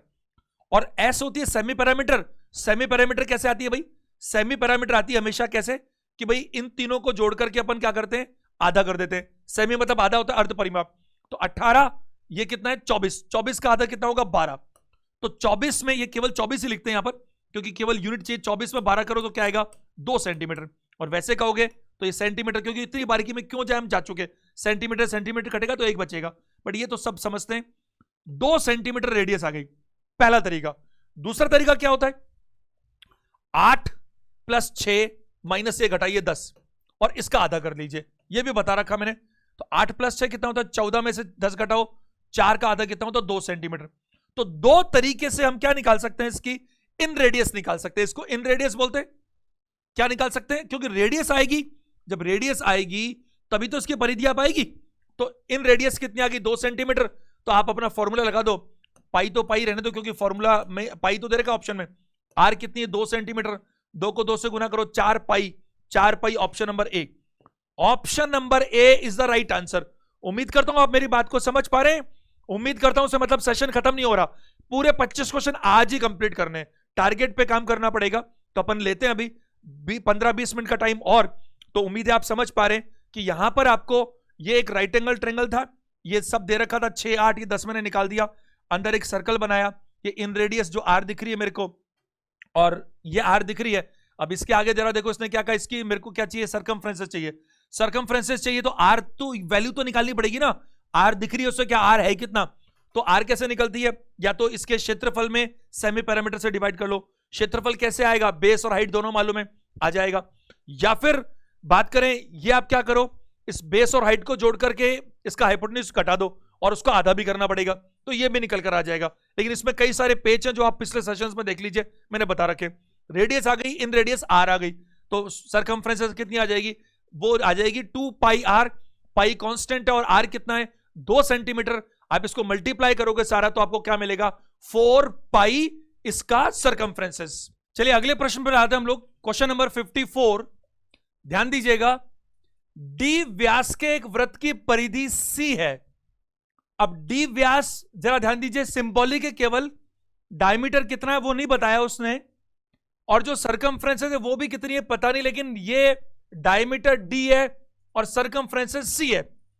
और ये आपके ग्रुप डी में आया हुआ क्वेश्चन है। सवाल क्या पूछा, 1/16 डी व्यास के वृत्त की परिधि क्या होगी, तो इसको भी 1/16 कर लो, यानी सी का 16वां हिस्सा, यानी 1/16 सी, आंसर होगा सी। कुछ नहीं करना इसके अंदर। एक बात बताइए, थोड़ा सा समझिए, फॉर्मूला में जाने की जरूरत ही नहीं है क्या पूरा फॉर्मूला लगाओ, परिधि 2 पाई आर बराबर सी और उसको करो, ना ना। एक बात समझाओ मेरे को, आपको मतलब किस चीज से है, आपको पूछा गया परिधि क्या होनी चाहिए, और परिधि यानी कि सरकमफ्रेंसेस के लिए क्या इंपॉर्टेंट है, डायमीटर की रेडियस। अरे एक ही बात है, डायमीटर पता होगा तो रेडियस तो आ ही जाएगी, लेकिन फॉर्मूला जो आप लगाते हो उसमें तो रेडियस काम में लेते हो ना। अब देखो मुझे एक बात बताइए, ये जो रेडियस है, ये जो रेडियस है, मेरी बात को समझने की कोशिश कीजिए। अगर डी व्यास है और उसके वृत्त की परिधि सी है, अगर परिधि सी है यहां पर, तो परिधि का मतलब क्या है 2 पाई आर, 2 पाई आर, और जो परिधि है वो सी है। आप सोचो एक बार के लिए कि आपने ये आर जो भी बना लिया, परिधि आएगी 2 पाई आर। अब मुझे आर का पता नहीं, आर ऐसा ही है। अब जो आपने क्या किया कि भाई अजब, व्यास आपको दिया था, व्यास की आधी परिधि है, तो अब जो व्यास है वो क्या है 16वां हिस्सा है, तो आपकी ये जो रेडियस है वो भी तो 16वें से हो जाएगी ना, क्योंकि रेडियस क्या होती है भाई, रेडियस तो डायमीटर की आधी होती है, तो अगर डायमीटर क्या हो गया 1/16d, यानी कि 16वां हिस्सा हो गया डायमीटर का, तो रेडियस भी 16 हो गई। तो मुझे बताइए नई वाली जो होगी, नई वाली जो आपकी परिधि होगी वो क्या होगी 2 पाई आर का क्या, अरे भाई आर 16 है तो r/16 ही तो होगी, यानी कि ये वाला जो पार्ट है अब जो आ रहा है वो क्या है 16वां पार्ट है। और ये जो पुरानी सरकमफ्रेंसेस थी वो किसके बराबर थी, c के बराबर थी, तो इसकी वैल्यू क्या है c है, और अब जो आ रहा है वो क्या होगा इसका 16वां हिस्सा, तो c में सीधा 16 का भाग लगाइए, यानी कि जो पुरानी सरकमफ्रेंसेस थी उसमें सीधा 16 से डिवाइड कीजिए, इतना तामझाम की जरूरत ही नहीं है। थोड़ा सा एक बार सीखने के लिए लिख लीजिए, बार बार देखिए समझिए, फिर जब समझ में आ जाए तो सीधा अप्लाई कीजिए, क्योंकि एग्जाम में समझने का टाइम नहीं होता, सीधा आंसर मार्क करने का समय होता है, इसीलिए छोटी छोटी बातें आपको पता होनी चाहिए। 55 नंबर प्रश्न पर आइएगा। एक वृत्त में से 120 डिग्री का सेक्टर है, खंड का क्षेत्रफल इतना है, तो वृत्त का अर्ध व्यास, कितना बढ़िया शब्द दिया, सवाल आया आपके आरआरबी कोलकाता में। अर्ध व्यास क्या होता है, व्यास का आधा, और व्यास का आधा क्या होता है भाई, अरे व्यास का आधा त्रिज्या ही तो होती है, तो त्रिज्या उसने पूछी है। ये ना दे क्या फर्क पड़ता है, तो आपको सबको पता ही है। एक बात बताइए मेरे को, 120 डिग्री का क्या मतलब है, 120 डिग्री का मतलब है कि अगर ये 120 है, थोड़ा में से छोटा बन गया, ये 120 डिग्री है, समझिएगा थोड़ा और समझ लो, 120 मतलब 1/3 हिस्सा है इसका, इसका कितना 1/3 हिस्सा है। अगर ये 1/3 है तो एरिया भी जो होगा वो 1/3 ही तो आएगा, सेक्टर अपन ने पढ़ रखा है, और ये क्षेत्रफल आपने दे रखा है। तो मुझे बताइए कि आपका क्षेत्रफल कैसे आता है, पाई आर स्क्वायर, तो अगर मैं बात करूं पाई आर स्क्वायर ये क्षेत्रफल है, लेकिन इस क्षेत्रफल का क्या तीसरा हिस्सा वो क्या बनेगा, वो बनेगा 7 9 63 3 66 बटा क्या बताइए 7 सेंटीमीटर स्क्वायर। क्या आप इससे सहमत हैं? आपने कहा 120 डिग्री पर जो ये सेक्टर है, खंड है, उसका क्षेत्रफल इतना है, तो एक्चुअल में पूरे वृत्त का क्षेत्रफल कितना आता है, पाई आर स्क्वायर से आता है, और ये 120 डिग्री है, तो 360 में से 120 की बात करूं तो भारतीय 36 1/3 है, तो ये 1/3 है, तो इस क्षेत्रफल का 1/3 इतना बनता है। तो आपसे क्या पूछा, अर्धव्यास, तो आर की वैल्यू चाहिए, तो अगर मैं यहां बात करूं समझिए, पाई कितना है 22/7, आर स्क्वायर ऐसे के रख सकते हो, इस 3 को उधर ले जाओ तो क्या होगा 66/7, मल्टीप्लाई क्या कर दो 3 कर दो, आर ही बचा मेरे पास, 7 से 7 कैंसिल कर दो, 22 से 3 बार कैंसिल कर दो, तो ये आर स्क्वायर कितना दिख रहा है बताइए, 3 × 3, तो आर कितना दिख रहा है बताइए 3 सेंटीमीटर। और यही उसने आपसे पूछा था कि यहां पर रेडियस कितनी होनी चाहिए, तो रेडियस होनी चाहिए ऑप्शन नंबर ए 3 सेंटीमीटर। उम्मीद है आप समझ पा रहे हैं। 120 डिग्री का अगर सेक्टर है, सेक्शन जो है मतलब उसका जो खंड है ना, और वो हमेशा एरिया में से निकल कर आता है, तो टोटल जो वृत्त का क्षेत्रफल होना चाहिए उसका 1/3 चाहिए, और जो 1/3 वो इतना है, लेकिन ये आर तो पूरे के लिए है ना, तो ये पूरे क्षेत्रफल इसका 1/3 इतना है। इसको सॉल्व किया आपके सामने तो आपको आर की वैल्यू निकल कर आई 3 सेंटीमीटर, ऑप्शन नंबर ए। 56 नंबर प्रश्न देखेगा। जब मेरे को ऐसा शक्ल दिखती है किसी फिगर की, तो 2 ही बातें हो सकती है, सिर्फ 2 बातें हो सकती है। पहली, वो हमसे क्या बोल सकता है, ढंग से सुन लेना, मैं 30 सेकंड्स में रिपीट कर रहा हूं। पहली बात वो बोल सकता है कि ये डी और ई इस ट्रायंगल में ए बी और ए सी के मिड पॉइंट्स हैं। अगर ये मिड पॉइंट्स हैं तो 2 बातें हो सकती है। पहली, मिड पॉइंट है तो डी ई बी सी के पैरेलल है और डी ई बी सी की आधी है। दूसरी बात, ये ना कहे साहब कि डी और ई मिड पॉइंट्स हैं, तो फिर क्या करें, ये कह दे मिड पॉइंट ना कहे, कह दे पैरेलल है साहब, कि डी ई बी सी के पैरेलल है। अगर ये दोनों पैरेलल है तो फिर कैसे काम होगा, फिर रेशो बनेंगे। रेशो कैसे बनेंगे, ए डी बटा ए बी, ए ई बटा ए सी और डी ई बटा बी सी, यानी ये साइड और ये बीच के जो पैरेलल लाइंस हैं इनके अनुपातिक रूप से मान हमेशा एक जैसे होते हैं, क्योंकि फिर ये क्या बन जाते हैं, ये बन जाते हैं सिमिलर ट्रायंगल्स।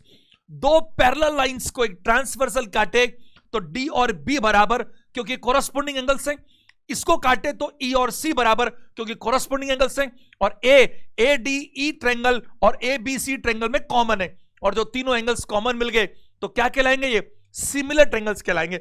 सिमिलर बोला मैंने, कॉन्ग्रुएंट नहीं बोला। कॉन्ग्रुएंट तो हो ही नहीं सकते। कॉन्ग्रुएंसी के लिए तो क्या चाहिए, दोनों का साइज भी सेम चाहिए। अब क्या है, सवाल भी पढ़ लेते हैं। डीई पैरेलल है बीसी के। मैं कोशिश करता हूं आपको कई सारी बातें बताने की, ताकि छोटी छोटी बातें और आपको बताऊं। तो इसने मिड पॉइंट्स नहीं दिए, मिड पॉइंट्स नहीं दिए इसने डीई को बीसी के पैरेलल बोला। तो मैं आपको यहां पर इतना सा दोबारा से फटाफट लिखना चाहता हूं। अगर पैरेलल है तो क्या निकलेगा, एडी और एबी का अनुपात, उधर एई और मैंने सारा सिखा रखा आपको ये, और एसी का अनुपात, और ये जो आपने पैरेलल लाइंस बनाई है डीई और बीसी का अनुपात, ये अनुपातिक रूप से एक समान होने चाहिए, होंगे। सवाल क्या है, एडी और बीडी इनका रेशो दिया हुआ है और एसी का साइज दे रखा है, तो एई का मान उसने पूछा है। मैं आपको ये बताना चाहूंगा, चूंकि उसने एसी का रेशो दे रखा है, किसका बताओ, एसी का, तो हमें सेम पैटर्न में तो लेना पड़ेगा ना। अनुपातिक रूप से रेशो तो उसी लोगों ने साइड कितनी कितनी किसकी, तो यहां पर मैं कहूंगा आपको इसमें इसका और इसका अलग अलग दे रखा है, जबकि इसमें पूरा दे रखा है। तो आप क्या करो, पूरे में से आधा तो कर नहीं सकते, क्योंकि पूरे में से एक पता हो तो आधा करूं ना, वो तो मैं कर नहीं सकता। समझ रहे हो मेरी भाई, रेशो कैसे लूं बताओ, ये मेरे को पता है, ये मेरे को पता है, ये पूरी साइज पता है, तो इसकी तुलना करूंगा तो मैं इससे करूंगा ना फिर, और फिर इसकी मैं इससे करूंगा ना, तो मेरे को इसका पता ना मेरे को इसका पता। अब दो पता नहीं है तो मैं कैसे करूंगा, ये पूरा पता है मेरे को, तो ये पूरा तो मैं निकाल सकता हूं। तो मैं क्या करूंगा, बहुत आसानी से कैसे निकलेगा, देखो मैं यहां पर लिखूंगा इसमें एडी को किससे लूं बताओ, एबी से, उधर एई को किससे लूं बताओ, एसी से, बिल्कुल मिलेगा। एडी कितना दिया हुआ है, एडी दिया हुआ है 3, ए बी कितना हो जाएगा, अरे ये एडी तो 3 है और बीडी 5 है, रेशो में चलने दो, आगे है ना, आगे 3/5 है, आगे सेंटीमीटर, तो आगे अपने आप निकल जाएगा। ये ए बी कितना हो जाएगा, 3 में 5 जोड़ो 8 हो जाएगा। उधर एई तो पूछा इसने, तो एई को ऐसे कैसे रहने दो। एसी कितना दे रखा है, 4.8 दे रखा है, 8 6 48, इससे काटो 0.6 बार, और 0.6 को 6 18, और 6 18 पॉइंट भी तो है, 1.8 हमारा आंसर आएगा, 1.8 ऑप्शन नंबर डी। उम्मीद है आप समझ पा रहे हो, ये मैंने बहुत बढ़िया तरीके से सिखा रखा है आपको पिछले सेशंस के अंदर, उनको जरूर देखिए, आपको बहुत फायदा मिलेगा। अगर मैं बात करूं तो मैंने क्या कहा, आप मेरी मजबूरी समझ पा रहे हो ना, मैंने आधा क्यों नहीं लिया, क्योंकि आधा इधर मैं देख ही नहीं सकता, सेम रेशो में चाहिए। तो ये भी अगर पता हो ना तो ये भी निकाल लेंगे हम, कैसे, ये 3 और ये क्या है बताइए, 3 और 8, तो अगर मुझे पता है तो ये भी 8 के रेशो में आएगा, ये 3 के बराबर, और ये 3 तो ये 8, रेशो सेम रहेंगे, इसमें कोई डाउट नहीं है। तो आंसर दीजिएगा एडी बटा एबी बराबर एई बटा एसी, और इसकी वैल्यूज को पुट करके 8 से काटा मैंने, 8 6 48, दशमलव को एक बार छोड़ो, 6 बार कट गया, लेकिन दशमलव भी तो था इसलिए 0.6 आएगा। फिर 6 को 3 से करो, आप तो 18 कर लो, फिर 0.1 पॉइंट की वजह से दशमलव में लगाओ। आपको मैंने दशमलव में मल्टीप्लाई करना, डिवाइड करना सब सिखा रखा है। आप डिवोशन इंस्टीट्यूट के चैनल पर, जिस पर आप ये देख रहे हैं अभी, आप प्लेलिस्ट में जाइए मैथ्स की, आपको मिलेंगे। 70वां सेशन है आज का ये, और कम से कम 6-7 सेशन ऐसे जिनमें पॉइंट्स के साथ आए, तो करीब करीब मैं आपको 75 से ऊपर सेशन ले चुका हूं। उसमें मल्टीप्लिकेशन, ये मैंने 2-3 सेशंस लिए, उनको देखिए, तो मल्टीप्लिकेशन में आपको कोई तकलीफ नहीं आएगी। चलिए आगे बात करते हैं प्रश्न संख्या 57 पर। यह प्रश्न आपके एनटीपीसी का सवाल है, आरआरबी एनटीपीसी लास्ट टाइम 22 अप्रैल का क्वेश्चन है। क्या बोल रहा है, त्रिभुज पी क्यू आर इस प्रकार है कि पी क्यू दे रखा है, क्यू आर दे रखा है, और पी आर भी दे रखा है, और त्रिभुज पी क्यू आर त्रिभुज एक्स वाई जेड के समान है, समरूप है, सिमिलर है।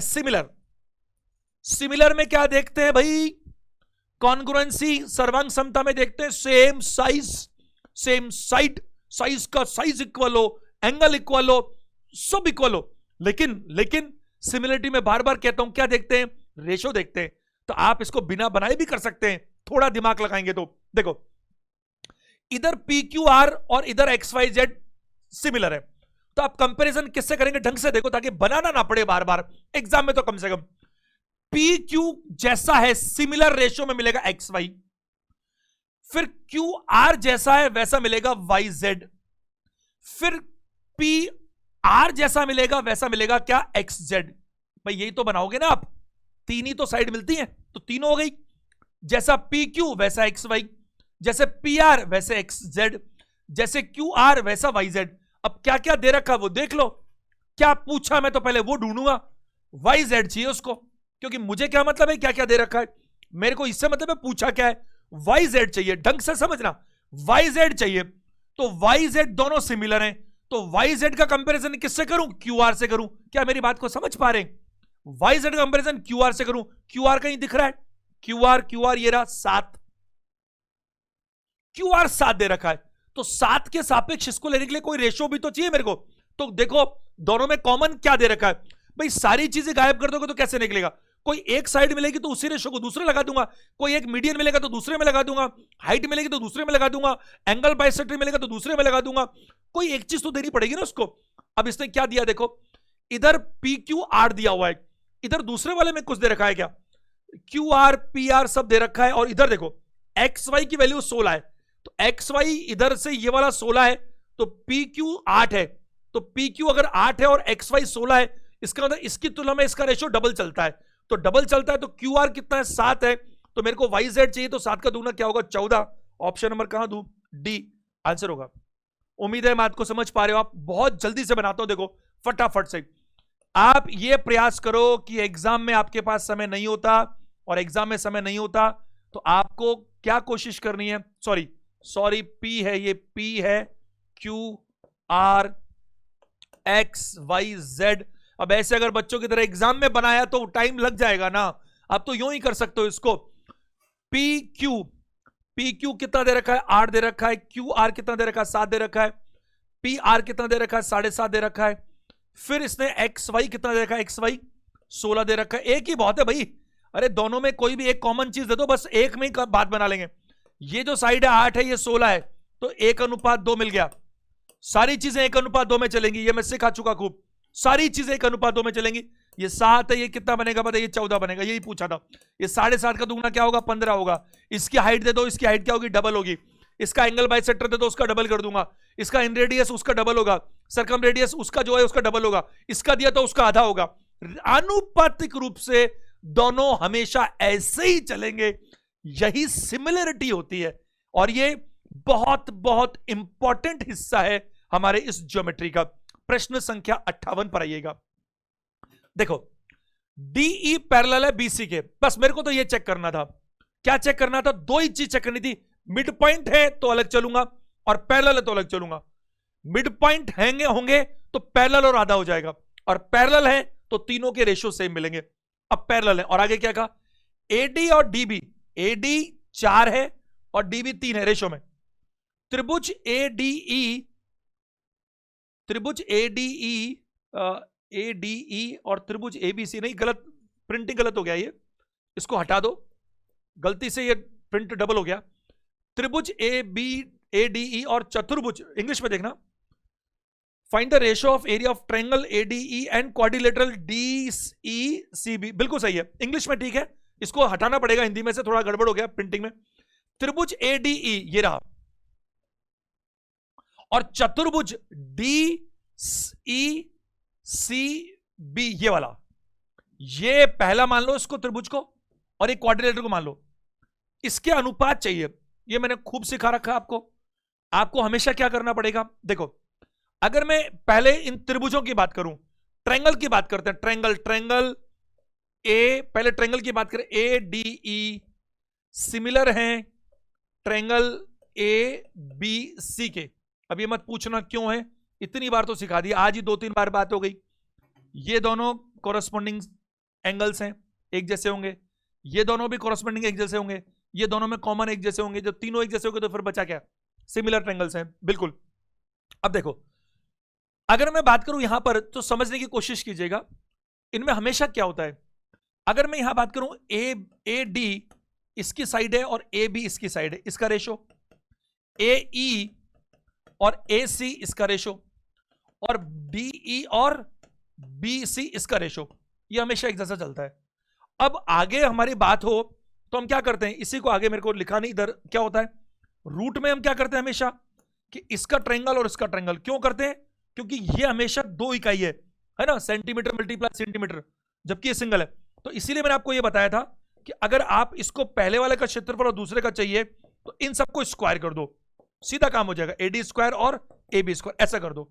तो मुझे क्या चाहिए, एक बार इनका एरिया चाहिए। तो एरिया करने के लिए क्या करूं, मेरे को कोई भी कोरस्पोंडिंग साइड मिल जाए तो स्क्वायर कर दूंगा मैं, क्योंकि सिमिलर ट्रायंगल्स प्रूव होते हैं, ये हमेशा होते ही होते हैं, एग्जाम में मत करना प्रूव, पहले से पता होना चाहिए, सीखने के साथ रटना मत। तो इनकी कोरस्पोंडिंग साइड्स क्या है, इसकी कोरस्पोंडिंग साइड है एडी छोटे वाले की, और बड़े वाले की वो कोरस्पोंडिंग बनेगी एबी। बोलो बनेगी कि नहीं बनेगी? तो अगर मैं इसका स्क्वायर कर दूंगा तो इसका क्षेत्रफल आ जाएगा, पहले वाले का और दूसरे वाले का। तो एडी कितना दिया हुआ है 4, 4 और ए बी कितना दिया हुआ है 4 में 3 जोड़ना पड़ेगा 7, इनका स्क्वायर कर दो, रेशो ही आएगा। 4 का स्क्वायर कितना होगा 16 और 7 का कितना होगा 49। तो अब समझो सबसे इंपॉर्टेंट बात वो ये कि ये वाला जो एरिया है, ये वाला, ये तो हो गया 16 रेशो में, और ये पूरा कंप्लीट वो हो गया 49 रेशो में। लेकिन मजे की बात, उसने रेशो किसके बीच पूछा, इस त्रिभुज के और इस क्वाड्रिलेटरल के। तो एक क्वाड्रिलेटरल कैसे निकलेगा, मैं इधर लिख देता हूं, 49 में से आप इस 16 को घटाओगे तो 33 मिलेगा। तो आपको रेशो मिला 16 तो इस ट्रायंगल का और क्वाड्रिलेटरल का 33। ऑप्शन नंबर सी मेरी नजर में बहुत ही प्यारा सवाल है और एग्जाम में बहुत बार आता भी है। It's a very very very very important and very good question. आप एक बार दोबारा से देख लीजिएगा सभी स्टूडेंट्स।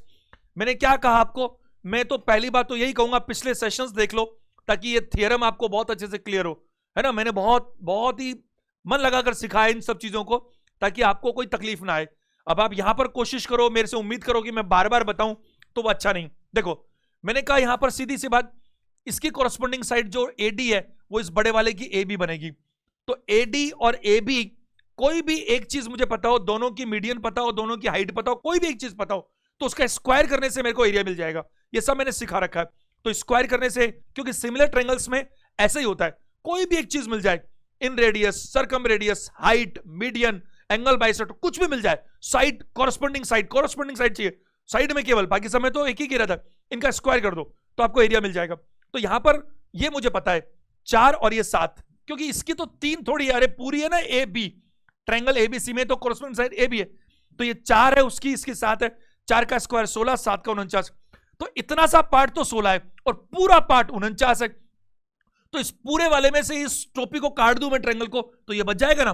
तो इसका तो एरिया 16, इसका 49, तो इसका कितना है 49 माइनस 16, तो ये नीचे वाला कितना बच गया 33, ऊपर वाला 16, तो रेशो आ गया 16 और 33। ऑप्शन नंबर सी।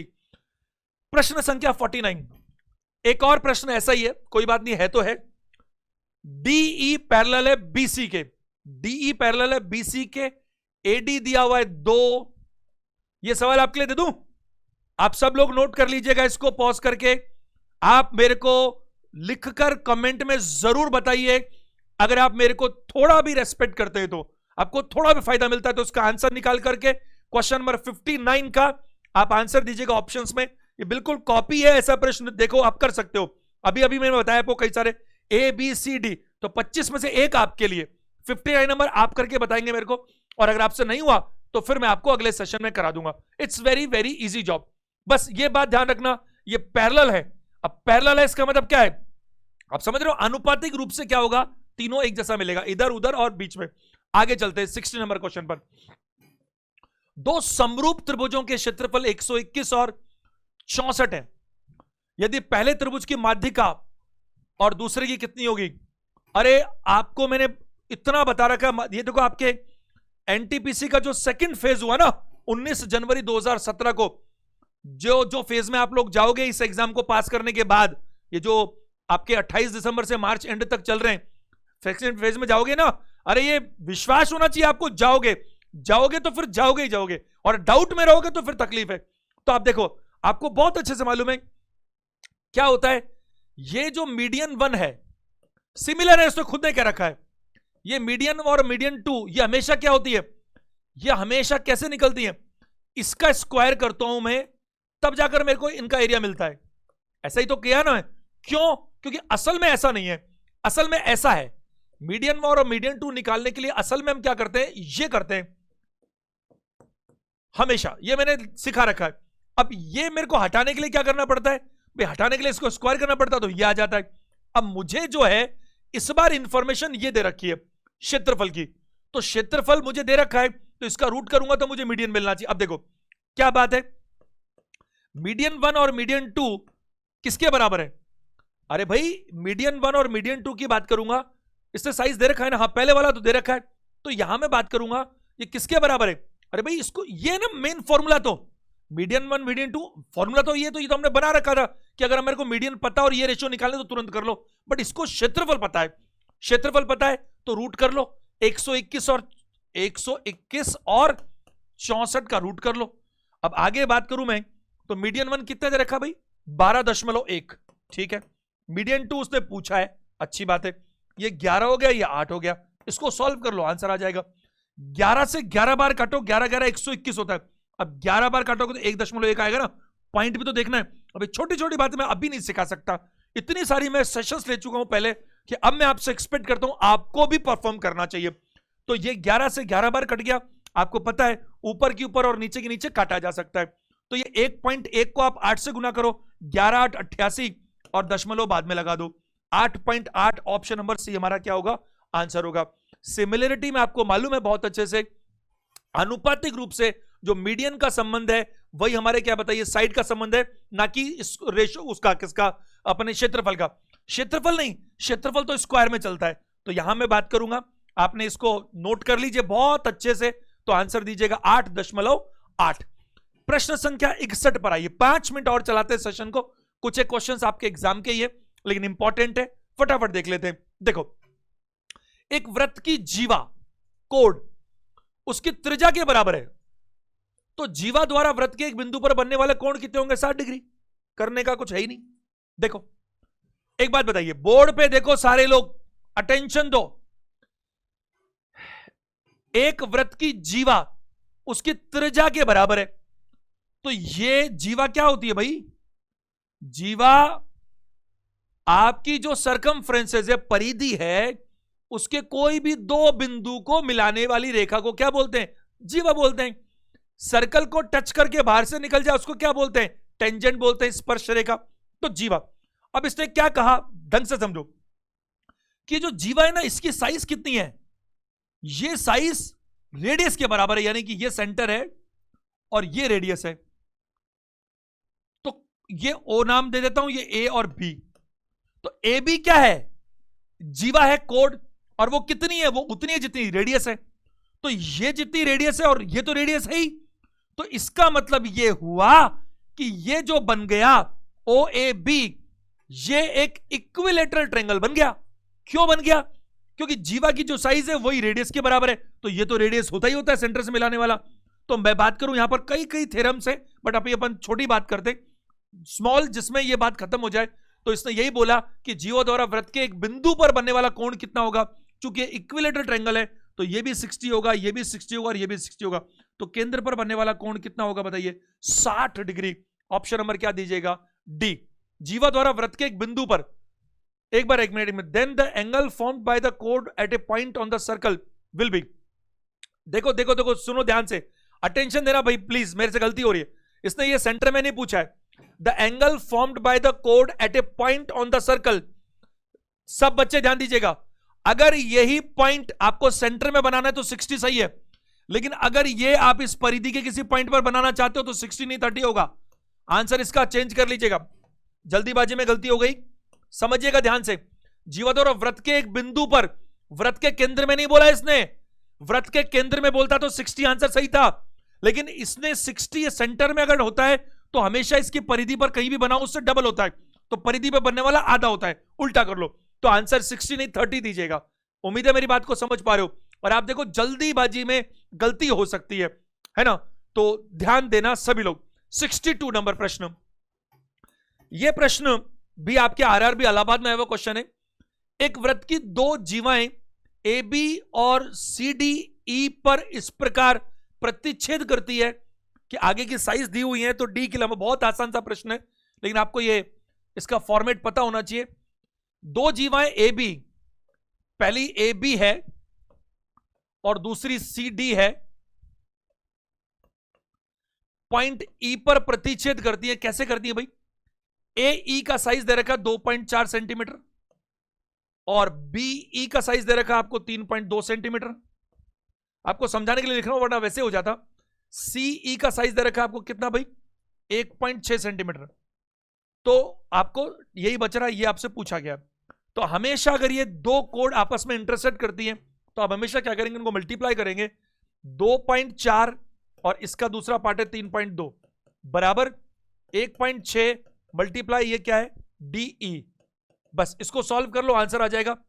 16 से काटो 32 को 2 बार, पॉइंट पॉइंट तो आपस में कटी गए, 16 से 2 बार कटा, 24 को 2 से करो 48 और पॉइंट बीच में लगी रहा है, तो 4.8 आंसर आएगा ऑप्शन नंबर ए। आपको मैंने मल्टीप्लिकेशन में सिखा रखा था, डिवीजन मल्टीप्लिकेशन जब डेसिमल्स में करते हैं, दशमलव में गुणा करते हैं या भाग देते हैं, तो हमेशा पहली स्टेप यही करते हैं कि दशमलव को इग्नोर करते हैं और बाद में एडजस्ट कर लेते हैं। ये सेशंस में ले चुका हूं। अगले प्रश्न पे आइएगा। आज क्या बस 3 क्वेश्चन और है, 63, 64, 65। 25 का वादा था, 25 पूरे करेंगे। सर्वांग समता कॉन्ग्रुएंसी के संबंध में क्या सत्य है?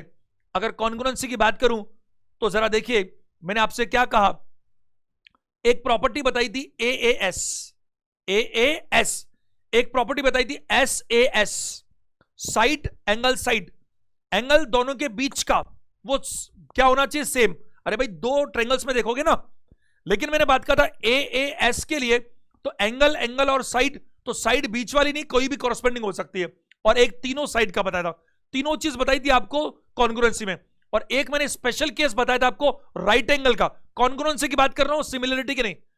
कॉन्ग्रुएंसी में क्योंकि कॉन्ग्रुएंसी पूछा है, वो स्पेशल केस क्या था, राइट एंगल ट्रायंगल हो तो राइट एंगल ट्रायंगल हो तो क्या होगा, 90 डिग्री तो दोनों में होना ही चाहिए।